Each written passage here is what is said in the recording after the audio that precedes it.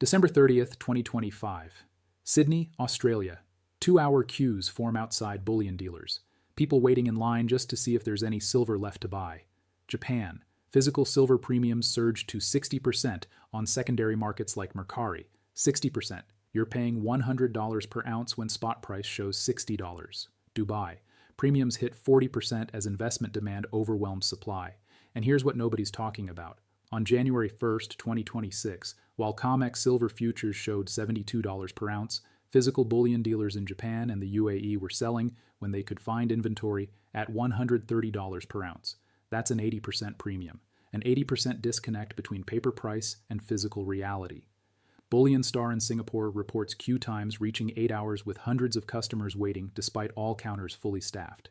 The Royal Canadian Mint, which normally ignores lease rates in its cost models, saw rates jump from 12% to over 100% in days. Some mints have already completed their 2025 production runs and are holding off on additional output until financing conditions stabilize. In the UK, premiums on popular coins like the 1-ounce silver Britannia and American silver Eagle have widened to 9 to 12 British pounds per ounce above spot, compared to just 3 to 4 pounds earlier in the year, and across Asia, China, Japan, Taiwan, queues formed outside bullion dealers as physical inventory simply vanished from the market. This isn't speculation. This isn't a temporary squeeze. This is a structural breakdown of the global silver supply system happening in real time. If you want to understand what's really happening in precious metals markets, what this means for your wealth, and how to position before physical metal becomes completely unavailable at any price, smash that subscribe button right now. Hit the notification bell. Share this video with every investor you know. Because what I'm about to show you is the biggest physical shortage in silver market history, and most people won't realize what happened until they try to convert their paper claims into metal and discover there's nothing there. The global physical shortage. Real data from real dealers. Let me show you exactly what's happening on the ground at actual bullion dealers around the world right now. This isn't theory. This is documented reality from multiple sources across multiple continents.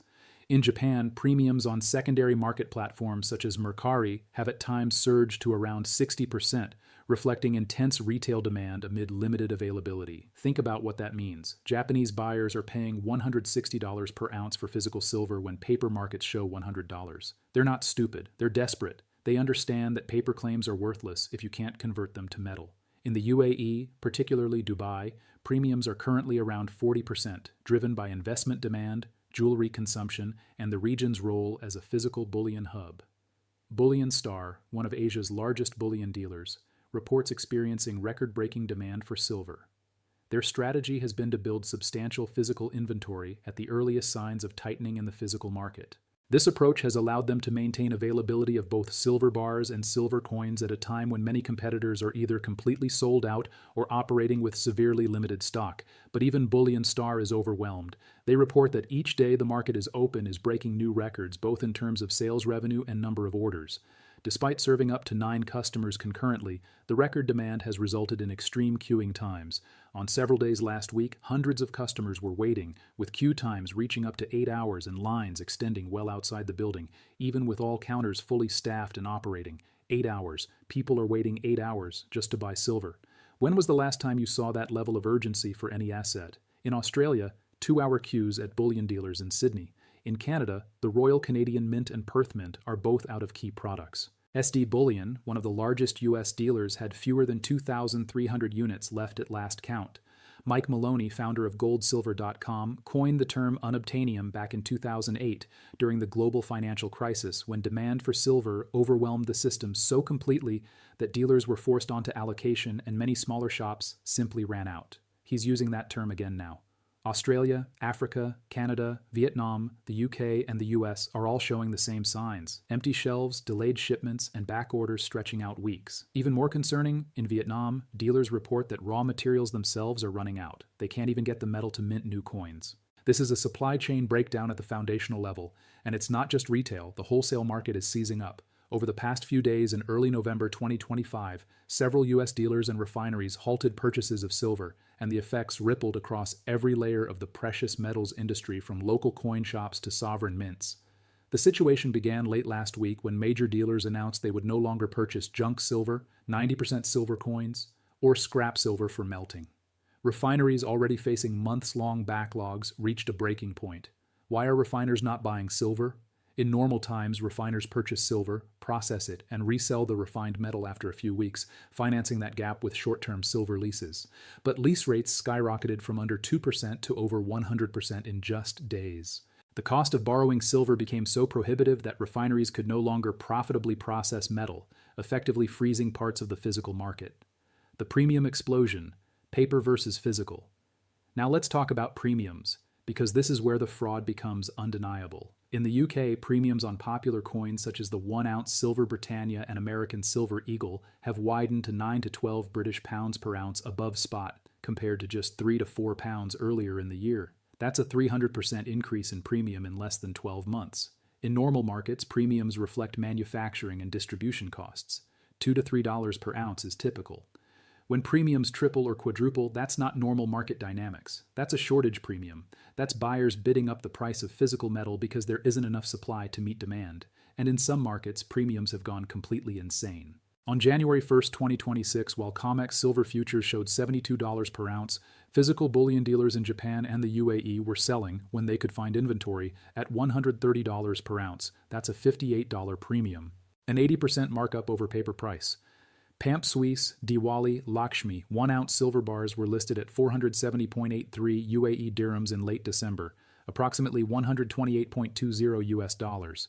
In Shanghai, physical silver premiums exceeded $8 per ounce above COMEX prices throughout late December. Indian buyers offered $5 premiums just to secure metal. This price decoupling is the smoking gun. When paper markets and physical markets trade at completely different prices, one of two things is true. Either the paper price is fake, manipulated far below the true market clearing price for physical metal, or there's no actual silver backing those paper contracts, meaning the system is fundamentally fraudulent. The evidence suggests both are true simultaneously. The paper price is suppressed through massive short positions and unlimited contract creation, and the physical backing is grossly insufficient to honor delivery demands. As of early January 2026, spot silver trades around $74 to $75 per ounce on COMEX, up approximately 144% year over year. But in Shanghai, physical silver is now trading above $80 per ounce. This physical premium trend signals that buyers are desperate for actual delivery rather than paper exposure. The delivery time collapse. Now let's talk about delivery times, because this is where you see the supply crisis in stark relief. In normal markets, major bullion dealers can ship immediately. You place an order, payment clears, product ships within 1 to 2 business days, arrives within a week. That's how it worked for decades. That's not how it works now. Silver Eagles, Silver Maple Leafs, and Silver Britannias now show 7 to 10 day delays for fulfillment, according to SD Bullion, as of October 2025. And that's if you can even find them in stock. Many dealers are showing availability by March 31st for 2022 Silver Eagles. That's not 7 to 10 days, that's 4 to 5 months. I went to APMEX, one of the largest US dealers.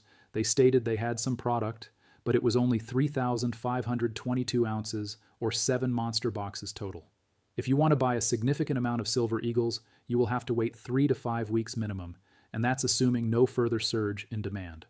Overall, the total time it can take for your package to arrive from order placement to delivery will usually be anywhere from 5 days to 2 weeks. However, in some rare cases, it can take up to 6 weeks according to JM Bullion's normal delivery estimates, but we're not in normal conditions.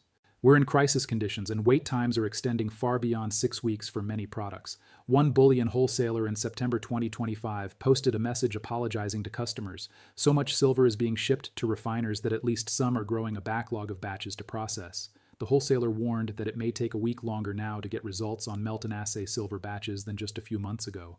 Refineries are overwhelmed. They can't process incoming material fast enough. And because they can't borrow silver at reasonable lease rates to bridge the processing gap, many have simply stopped accepting new material entirely. This creates a doom loop. Investors want to sell old silver to buy new products, but refiners won't accept material, so there's no supply of newly refined bars coming to market. So premiums spike higher, so more investors try to sell their old silver to capitalize on high prices, but refiners still won't accept it. The system is gridlocked, the Asia-Pacific panic, where the shortage started. The most intense physical demand is coming from Asia-Pacific markets, and there's a specific reason why. On January 1st, 2026, China implemented the most aggressive precious metals export controls since rare earth restrictions. Beijing reclassified silver from an ordinary commodity to a strategic resource subject to government licensing. Under the new policy, only large state-approved companies are allowed to export silver, and only after obtaining special government licenses. To qualify, firms must meet two stringent conditions: an annual production capacity of at least 80 tons of silver, and meeting all relevant environmental and safety regulations as determined by the state.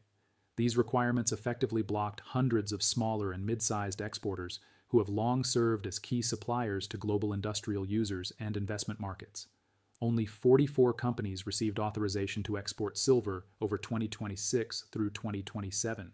These gatekeepers control approximately 121 million ounces of annual exports, representing 60 to 70% of refined silver traded globally. Think about the implications. China controls the majority of refined silver exports. They've now restricted that supply to 44 approved companies operating under state license. Any country that needs refined silver must go through these gatekeepers, and Chinese domestic buyers, understanding that exports are being choked off, are panic buying physical metal at any price before it leaves the country. This is why Shanghai physical premiums are so high. This is why queues are forming outside dealers across China, Japan, and Taiwan. Asian buyers understand they're being cut off from future supply, so they're securing metal now while it's still available. And it's not just China. London, one of the world's key silver trading hubs, has been hit particularly hard. According to recent data from the London Bullion Market Association, total silver holdings have fallen nearly 40% since 2021, marking one of the steepest declines on record. This drop has been exacerbated by U.S. trade tariffs introduced earlier in 2025, which prompted a mass movement of silver from the UK to the U.S. before duties took effect. Rising Indian imports ahead of Diwali as retailers stocked up for the festival season, and freight bottlenecks, with some U.S. traders reportedly booking cargo space on commercial airlines to move silver quickly. When traders are so desperate for metal that they're paying air freight rates to move heavy bullion bars, you know the shortage is real. Shanghai inventories have fallen to their lowest level in a decade, dropping below 446 tons, the lowest since 2016. Over 300 tons left Shanghai vaults in October 2025 alone. COMEX registered inventories in the United States are down nearly 70% since 2020. At current consumption rates, some industrial regions have barely 30 to 45 days of accessible silver reserves. Think about that. 30 to 45 days. If new supply doesn't arrive, industrial users run out of metal within 6 weeks. And with China choking off exports, with refineries backlogged and unable to process material, with mints running out of product, where does that new supply come from?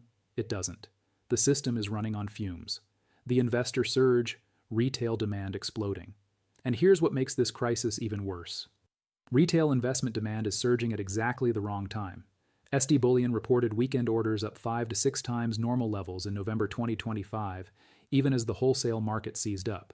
With gold near record highs, many investors are turning to silver as the more affordable precious metal, creating the perfect storm of soaring demand and frozen supply. The latest data from Bullion Star is telling, for every seller in September 2025, there were 3 buyers. Despite all-time highs in price, demand is not slowing. In fact, it's accelerating. The message is clear. People want to own silver, not trade it. And it's not just small retail buyers. Large institutional players are demanding physical delivery. The first delivery report of 2026 reveals massive activity. JP Morgan aggressively positioning to take maximum delivery. Most futures traders close or roll positions before expiration to avoid the hassle of physical handling. But here, over 1,000 contracts in a single day, thousands month to date, went to actual delivery. Sellers providing real silver bars from approved vaults, buyers taking ownership and moving metal to storage. This is normal market mechanics on the surface. But the volume and big bank involvement, especially JP Morgan and Citibank, taking large amounts while Deutsche Bank delivers, stand out dramatically. These are the same institutions that have historically been accused of manipulating silver prices downward through massive short positions. Now they're flipping long and demanding physical delivery. That tells you everything about where sophisticated players think this market is heading. Mike Maloney explains it perfectly. You can print dollars, you can't print silver. Global mints, refiners, and dealers are running out of physical silver as demand overwhelms supply. From Canada to Vietnam, inventories have vanished, and even raw materials for minting new bars are drying up. This is what happens when monetary metal meets monetary mayhem. The global silver market is slipping into a scenario where available and affordable no longer mean the same thing. Silver is becoming unobtainium, nearly impossible to buy no matter the price.